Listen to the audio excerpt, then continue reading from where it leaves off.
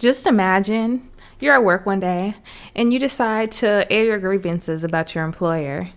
And you decide to record yourself saying names, even explaining what the person does, who they are, or what they've done to you, and wearing your badge. Well, that's what a whole bunch of people on TikTok have been doing lately. And it seems like people just won't learn. They will not learn to keep their mouth shut about their employment and their source of income until they're out of the situation.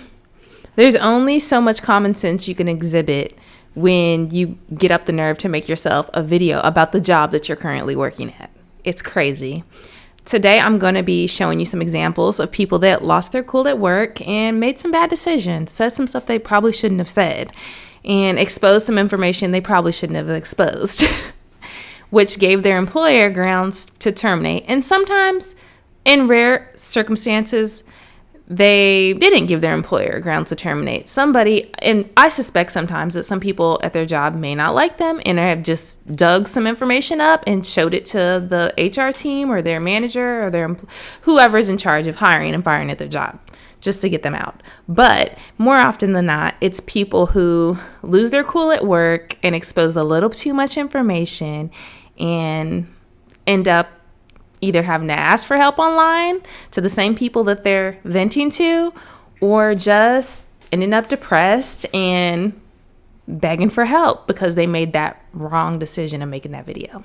One of the first and most obvious ways people can get snipped by TikTok is the confidentiality breach, is where you accidentally share some like private information having to do with your company, or like a unreleased product, or like footage of the workplace behind the scenes and stuff like that, or accidentally releasing company information. I got fired.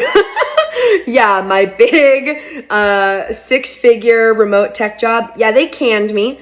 And you guessed it, it was because of a TikTok. Yeah, last month I took a very quick video. I had forgotten to put my mug underneath my Keurig one morning, and so my coffee spilled all over the place, and I took a quick little snippet of the coffee everywhere. I turned it around my face. I said, fuck. I hit stop recording and I uploaded, and I did not use my big giant brain to think about the fact that in the background of that video, you could hear my chief product officer talking, because I was in a meeting. Yep. It was about 4:30 in the morning. I was in my weekly team stand-up meeting.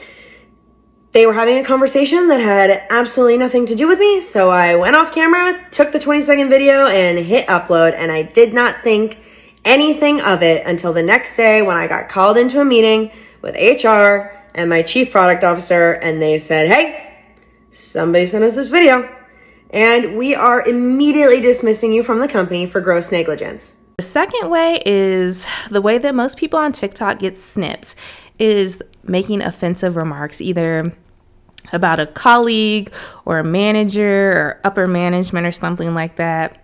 And when it goes viral, then there's repercussions. Like it is live and in person. Hang on to your ass. This is a doozy. I think it outdoes last week. Never in my career have I seen a situation like this. 2 to 10, showed up, got report, given a sheet, had 16 patients highlighted in blue. I was told, this is who your patients are. I'm thought, great, fantastic. Had to request access to the computer system on call from the nurse executive. Waited, finally got that texted back to me. Get into the system, and it's a program I don't know, not familiar with, haven't seen it before. I'm trying to get the med tech to help me. She's click, click, click, like I'm supposed to understand it without any thoroughness. And I'm good at computers. Still don't understand what to do, when to do it, and who to do it on. Very combative patient, running around, grabbing everything, doing this, that, and the other. Can't get him settled. He won't take meds. Had to call family to come up and get involved with him. Then there's a fall. I go in to look at that one. Who is it? CNAs are telling me first names. I don't know who these people are. What is their full name? Then somebody screamed, Mr. So-and-so, he's gone out the front door. That's my patient. So I'm trying to figure out which one do I deal with, combative patient leaving, out the building, or one on the floor. 52 patients? No way in hell would I have assumed care of 52 patients had I been told that clearly at the beginning of my shift. I said, I still can't get a hold of the nurse executive. I demanded at this time, I said, either I speak to the administrator or I'm calling state. Front desk secretary, she's on the phone with the administrator. Here she's on my phone. Don't run off with my phone. The administrator immediately jumps my ass. Don't you dare leave that building or I will report you to state for abandonment. I said, ma'am, I would have never taken 52 people. We don't even have to have a nurse. I choose to staff one. This is assisted living. They're all walking around like zombies and can't do anything for themselves. That is not assisted living. You're doing everything for them. That's not assisted.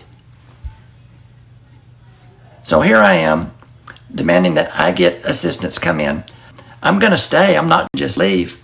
But this is wrong. Administrator Wendy Windland and Executive Director Johnny Richardson, who don't care, y'all are pathetic. Just went in and picked up my check today, and it's the same amount that I got paid last week and the week before when I was giving my fucking all. And it finally hit me that no matter what I do, if I give amazing effort, great effort, okay effort, piss poor effort, I'm getting paid the same. So I'm gonna go with piss poor effort. Just went in and picked up my check. I definitely understand having a moment of frustration when you're at a job or you're doing an assignment, but going on TikTok, a place where things can go viral in minutes, is not the place to share your grievances. You need to share that with a family friend or an acquaintance that you trust, nowhere where something can go viral and it can get into the hands of the person that you are speaking about or the employer that you are speaking about. Things like that just are not a good idea. Just be mature, swallow your pride, and vent elsewhere. Doing it anywhere on the internet, not including TikTok or Twitter, anywhere else, is not the way, y'all.